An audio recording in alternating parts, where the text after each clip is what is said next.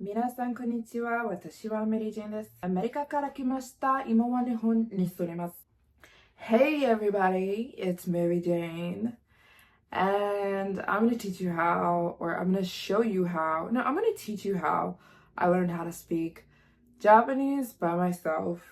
I did not go to school. I just used a very easy method that will work for literally anybody to learn foreign languages, because this is my third time teaching myself a language, and it works, trust me. So if you're somebody who's interested in learning a foreign language or how to teach yourself a language, it is 100% doable. I think it is not at all necessary to go to school to learn a language. It is not, I mean, I guess you can if you want to, but it's not necessary. There is an easy method, and I'm going to teach you guys how it works, and I'm going to teach you how I learned Japanese and how long it took me to learn Japanese and my techniques, and how you can too, or any language. This actually applies to literally any language, so stay tuned. By the way, before we get into this video, if you're new here, or if, by the way, I'm in a Japanese onsen. If you're wondering why I'm dressed like this, I'm in a bathrobe.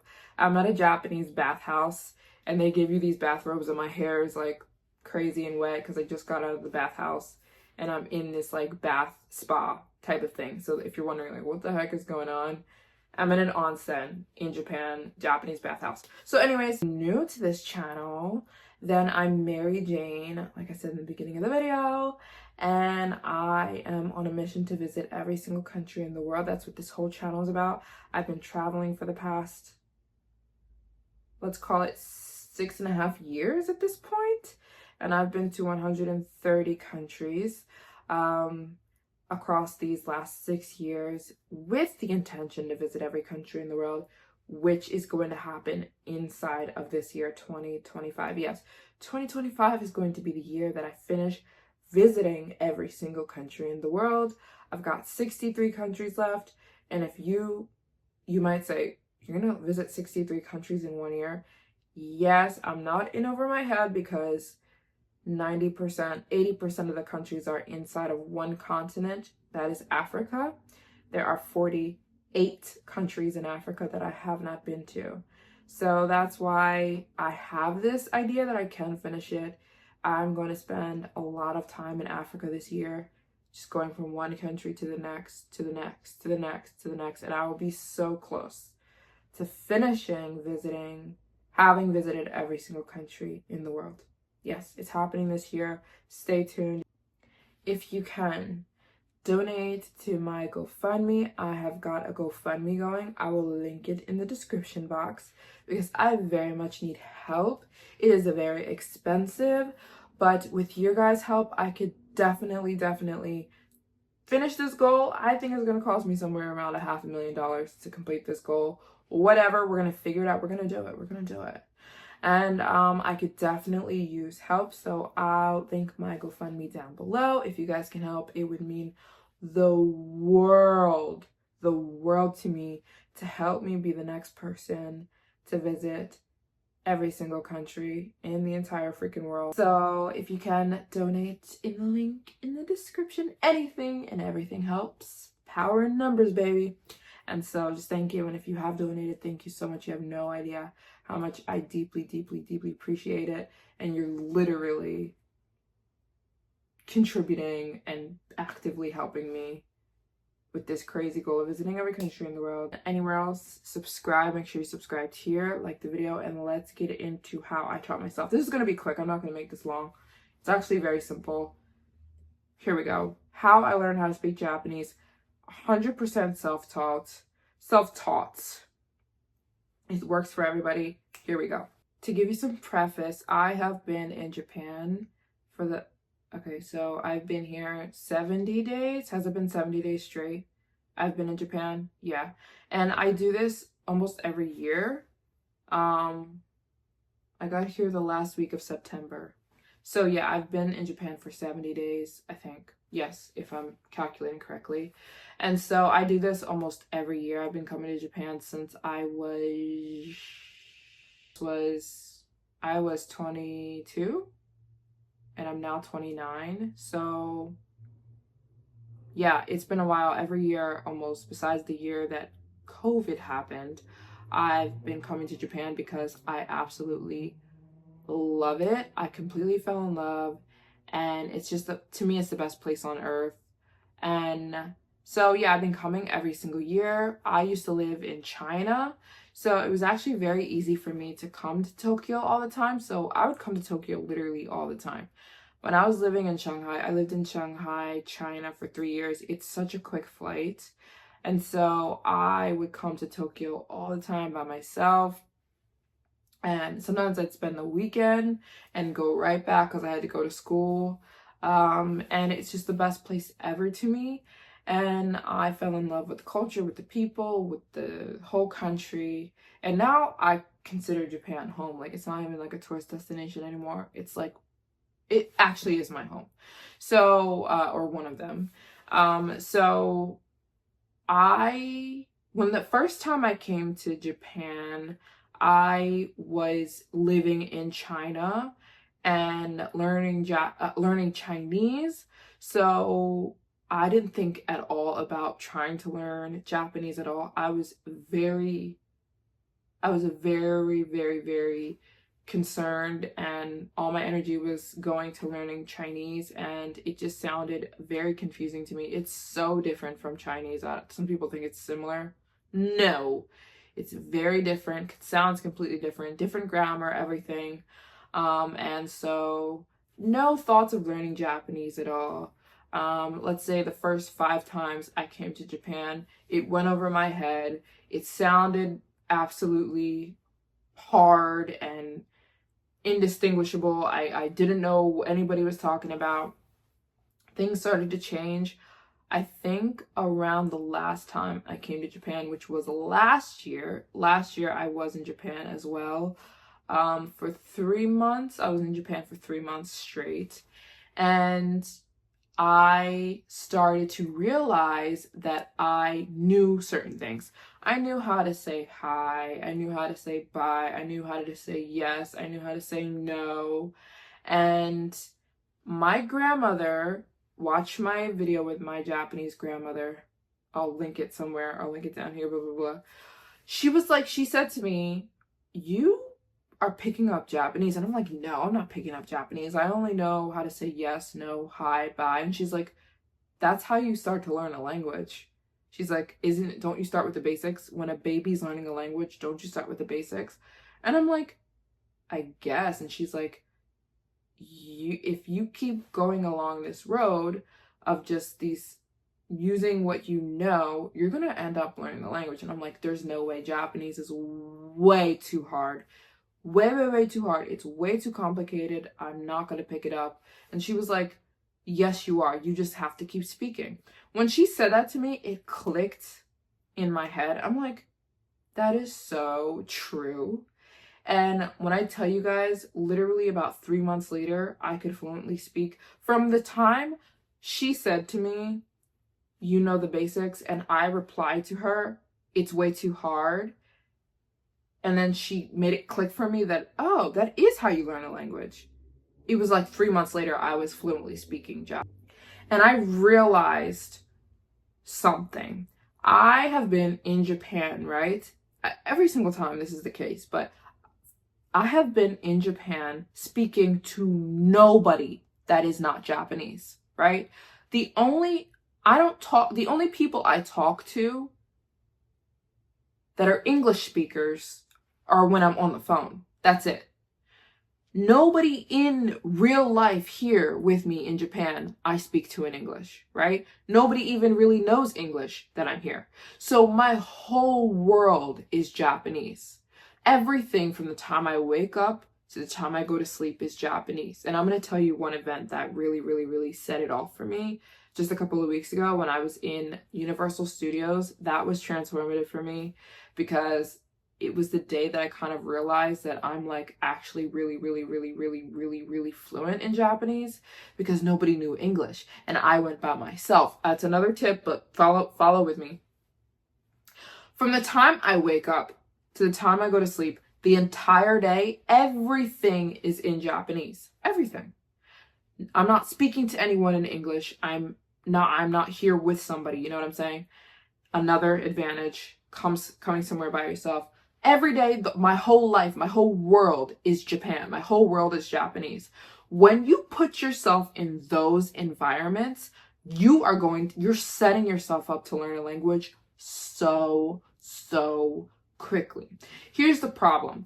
A lot of people will travel places with somebody. So for example, let's say you go to a foreign country, you're usually going to go with somebody else, and chances are you're going to be speaking to that person the majority of the time, right? So my best friend, he is from the Netherlands and he speaks Dutch and he doesn't know English. And it's crazy because he's been all over the world. He's literally been to like 20 plus countries. And he travels all the time. He's literally traveling all the time. He's been all over the world, but he doesn't know any English. He only knows Dutch. And I always say to him, why don't you know English? And he says to me, here's why I don't know English. I'm always traveling with one of my family members or one of my friends who's also Dutch, and I'm only speaking to them, right? And it's so true. If, say, you and your friend come to Japan, you're probably going to be speaking to your friend the entire time. Let me give you a scenario where you would be learning a language very quickly if you went by yourself. And that's why I pick up languages so quickly. When I go somewhere, I'm going solo. I'm a solo traveler. I'm only speaking to the locals, right? So when that's how a baby learns a language. When you completely surround yourself with something, your brain kicks into this. First of all, let's not even get into how ridiculously capable our brains are, and we only use like less than 12% in our whole lives, and we're capable of so much. So don't ever think that you have to be a genius to do something. You have to be a genius to learn languages. You do not. You just have to use your brain. 90% of us are not using our brain capability. It is so capable if you push it. So basically what I'm saying is, every time I come to Japan, I'm in Japan, right? I'm surrounded by Japan and Japanese all day long. Nothing is not Japanese. So I realized when my grandma was saying to me, you're going to learn Japanese. And I said to her, it's way too hard. She said, you're going to learn Japanese. I can see you're picking it up, because I was saying basic thing. I was saying hi. I was saying yes on a regular basis. You know, the simple words, no, good morning, good afternoon, hi, bye. And she's like, you're slowly, that's how you learn a language. Keep talking to people. And I go, oh my gosh, you're so right. Because at that point, even when I was saying basic words, yes, no, I still have the thought, Japanese is way too hard. I can't learn this language. When actually I was doing what it takes to learn the language, completely surrounding myself in the language and listening. So this is one of the biggest ways I learned how to speak Japanese. I love to sit and people watch, right? Here's what I would do. When I started taking it seriously, I would just sit and watch people at restaurants. I know it's kind of creepy, but I mean, I do it. I did it and still do it. Listen to people. I'm listening to this table. I'm listening to that table. I'm sitting at Starbucks. I'm sitting at this cafe. I'm listening to every single person, what they're saying, and I'm watching mannerisms, because that's very important when you're learning a language as well. If you're not learning how the language is spoken, you can forget it. You need to know how a language is spoken so that you don't look crazy and so that people can understand what you're talking about. For example, Japanese and Chinese, I also speak Mandarin Chinese, they're polar opposites. Chinese is very to the point, emotionless, to the point, there's no fluffy words, there's no please, and if you might, if you may, if you could, would you, if you don't mind. That's Japanese. Chinese is not that. Chinese is straight to the point. There's too many people in China. They need to be straight to the point. There's no fluffy fluff. Plus, it's just more Chinese culture. It's more straightforward. That's how the language is spoken. Japanese is very polite. Please, if you don't mind, if it's okay with you, please, it's a very, very overly polite language. So you have to learn how the language is spoken and gestures that go with it so that you can speak the language correctly. And that's why watching people is so good. This is how I learned how to speak Japanese so well. There's 3 ways. Watching people at cafes. The cafes are good because you can just keep watching people talk over and over and over, right? So I just sit somewhere and just watch people order food, and then I'd watch what they say, and I'd watch how they'd react, and I'd watch the body language they gave with what they're saying, and I'd watch how they said certain things and how the cashier would ask for certain things and what this meant. This is how I learned to say hi, bye, yes, no, please, I'm sorry, could you, would you, do you, don't you. All these very important that's very important stuff in the language. I learned all that without anybody telling me. I was watching it, right? All this stuff. And then I learned the body language that goes with these. There's a body language that goes with Japanese. It's very polite. There's a lot of bowing. There's a lot of please and could you, and you just need to learn how a language is spoken. I learned this by people watching at restaurants and cafes, and that's so easy when you're somewhere by yourself. I'll just post up at a cafe and just watch, right? And be like, oh, that's how you say that. If you're a Japanese speaker, you understand where I'm coming from with the word dozo. For me, it took me so long to learn what dozo meant because dozo doesn't really have a meaning, right? If you know Japanese, you know what I mean. It could mean many things. It could mean if you may, if you might, would you please. It could mean back up a little bit. It could be please wait a little bit. It could be come in. It could be don't worry.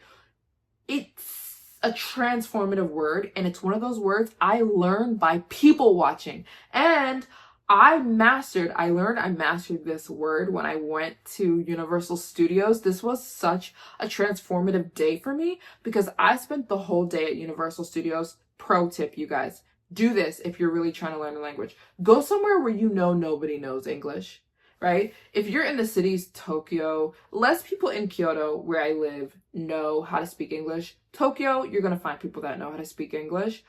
When you go to a place like USJ, Universal Studios, there was nobody who knew English, at least the day I went, especially, and also when I went to Uji for a day. It's like the village. Nobody knew English. I'm completely by myself.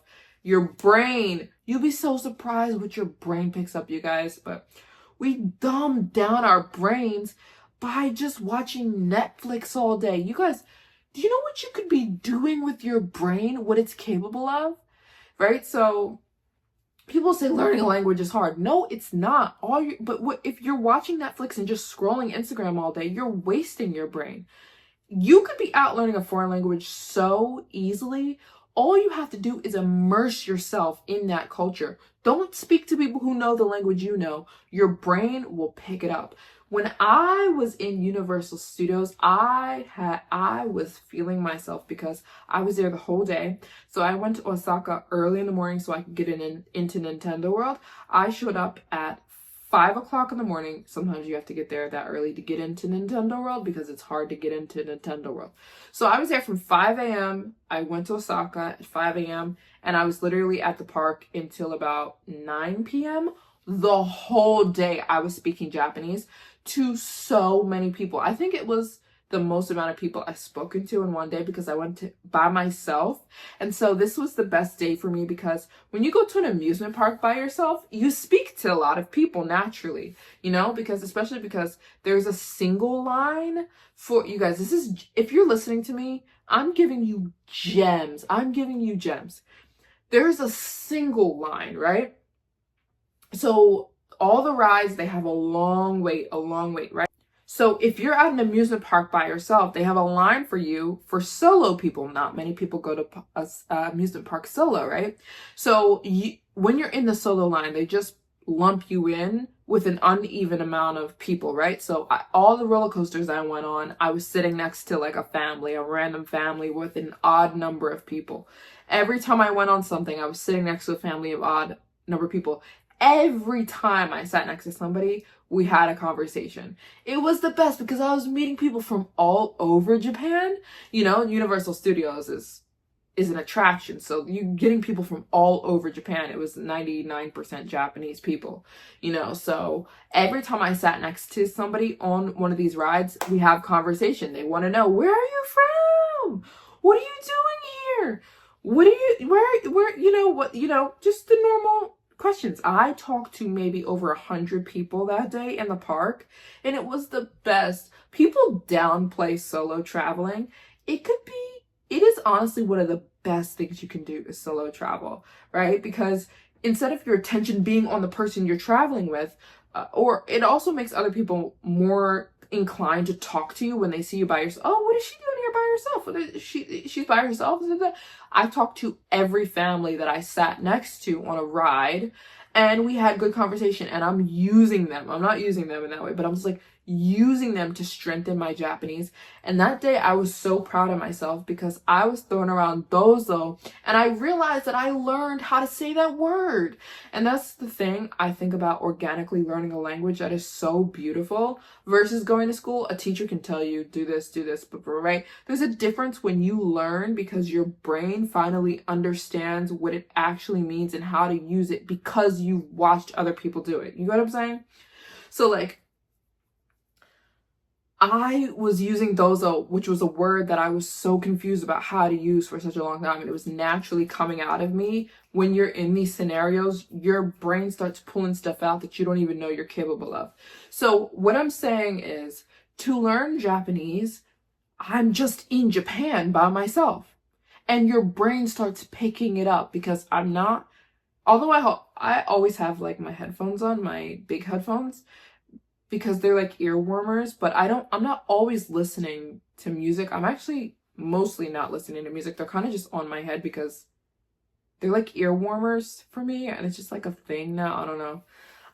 And sometimes I'm listening to podcasts, but I'm listening to people all day long. Oh, I'm nosy. I'm in people's conversations. If I'm sitting down in a cafe, I'm listening to people. And I'm like, oh, what does that mean? I never heard that word before. And then I'm like, oh, that's how you use that word.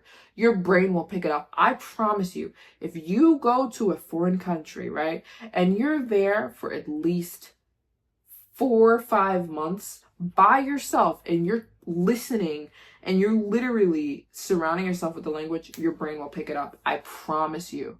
I didn't even know I was learning Japanese, and I was learning Japanese. It just took my grandmother my grandma told me, you're going to learn Japanese. That's when it clicked. But I was like, I have been learning Japanese because the whole time my brain that's how babies learn. It doesn't take a genius. It's how babies literally learn. What do you say to a baby? Mama, mama. A baby doesn't know what mama means until eventually it goes, oh, mama, it means mom. Right? Duh, right? That's how babies learn. It's how we learn. It still works today. It's how I learned Japanese. I was learning before I knew I was learning because I've been taking it all in and completely surrounding myself with the language. So like, I would say the best practice is taxi drivers. Taxi drivers are the best because you got to think, they are in a car all day long. They probably want to talk. Usually in Japan, at least, they always want to talk. Or in a lot of countries, they want to talk because they're sitting in a car all day. They might be bored. They want to meet people, usually.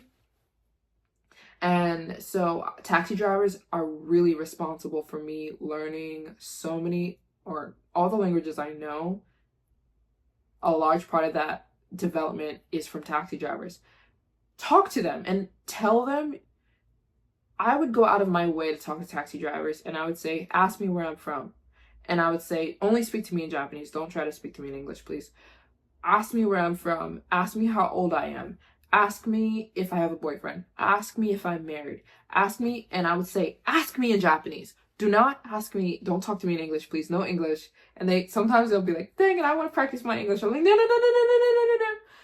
And I would say to them, ask me these things so I can learn how to say it and I can learn how it's actually said.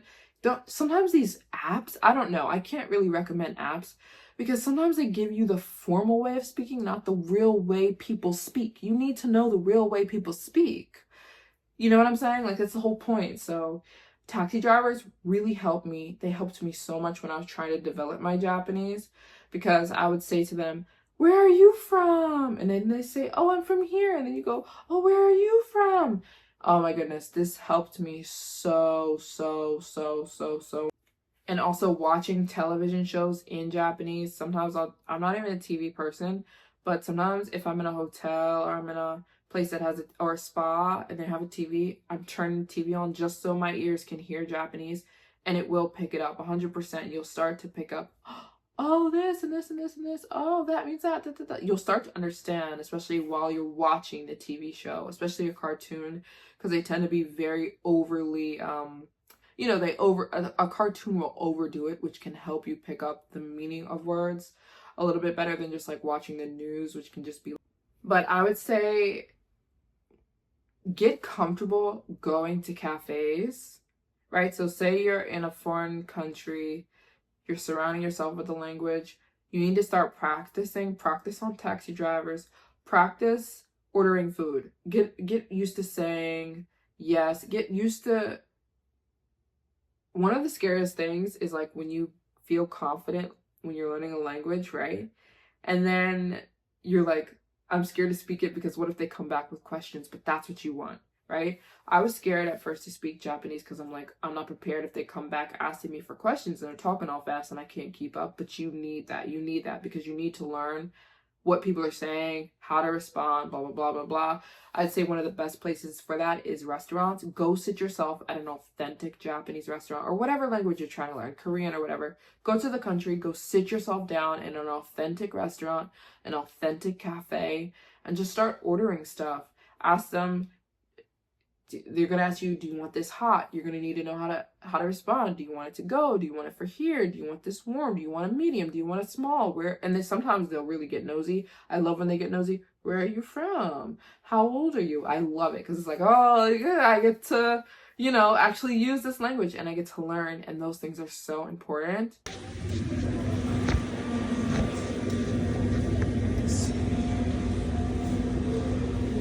こんにちは。抹茶の米粉ロールケーキお願いします。はい。店内で、はい。For me, being at a point where I said, I don't know Japanese that well, but I didn't know that it was already in here. It was being loaded in here. It was only like 4 months before I was fluently speaking. And I mean fluent. The whole day, that was the longest I've ever spoken. Like, I've never spoken Japanese an entire day before. Like, you know what I mean?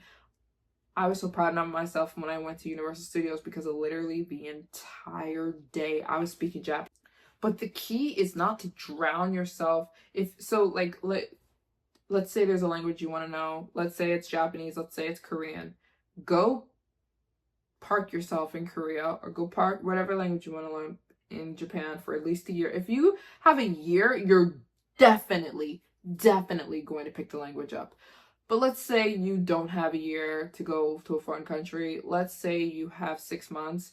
You can pick the language up in 6 months, but it's going to have to be very strategic. Do not, as little as you can, speak English with people. As little as you can. Literally tell people, do not speak to me in English, even though Japan, people won't. People don't want to speak English in Japan. It's actually kind of rude to speak English, to come here and then expect them to know your language, because a lot of them really don't. You may find some people in Tokyo who know English, but they don't want to speak English. You're in their country. So I would say, as much as you can, don't even listen to English music. Try and completely surround yourself in the language. If you can come solo so that you're not communicating with somebody in your native tongue and you're going to pick the language up. Start out with talking to taxi drivers. Use taxi drivers to strengthen your language and learn the basics. Hi, bye, yes, how are you? How's the weather? Where are you from? What's your age? Are you married? All these things that you're going to pick up in the taxis. Go practice in restaurants and people watch in restaurants. Sometimes I would just sit and literally watch people at restaurants, watch people ordering at cafes. And I'm like, oh, that's how you say that. Oh, that's how you say it's cloudy. Oh, that's how you say it's raining. Oh, that's how you say, can I pay with card? Oh, that's how you say, wait 1 second. You get what I'm saying? people watch at cafes and restaurants. It's like literally learning a language for completely free, 100%. And then use it. Go practice it. It's scary at first, hearing the language coming out of your own mouth, but you need to start. It's going to sound bad at first, but you need to start so that you get really comfortable hearing the language coming out of your ear and out of your mouth, if that makes sense. But then once you get going, baby, the train, it's like all you need is momentum with this kind of thing. Once you have your momentum, it's just like a speed train. It takes off. But 100%, this is how you learn a language. You don't gotta pay for no class if you don't want to. I don't know. And this works with any language in the world. If you want to learn Spanish, go park yourself in Spain for a year if you can. If you want to learn Dutch, go park yourself in that, although they'll speak English too, but whatever, you get what I'm saying. If you want to learn Japanese, all you have to do is go there and not speak English. Throw yourself into the culture. You will learn it. And tomorrow, stay tuned, because tomorrow I will do the video only speaking Japanese for 24 hours because you guys are asking me to do that video. But yeah, that's how I learned how to speak Japanese. I think I've been babbled on too long. But if you guys have any questions, let me know in the description box. If you have any questions at all, and I highly encourage you guys to get out there and learn a new language. Use your brain so that when you're 85, 95 years old, you can sit back and be the most inspirational person ever to your grandkids. Like, your grandkids are going to be like, my grandma, my grandpa was the coolest person. They know how to speak 12 languages. They traveled all over the world. They cured cancer. They're just the coolest person ever. And you're going to inspire the heck. I always think about that when I'm living my life.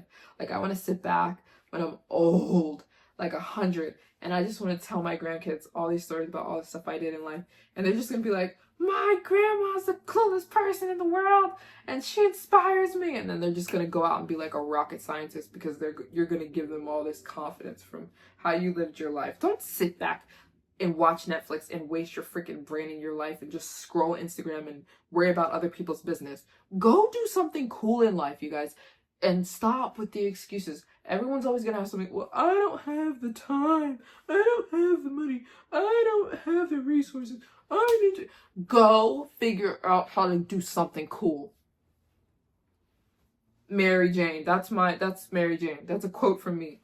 Go figure out how to do something cool with your freaking life. Go somewhere and learn a language. You don't have to be a genius. Go. Do something cool.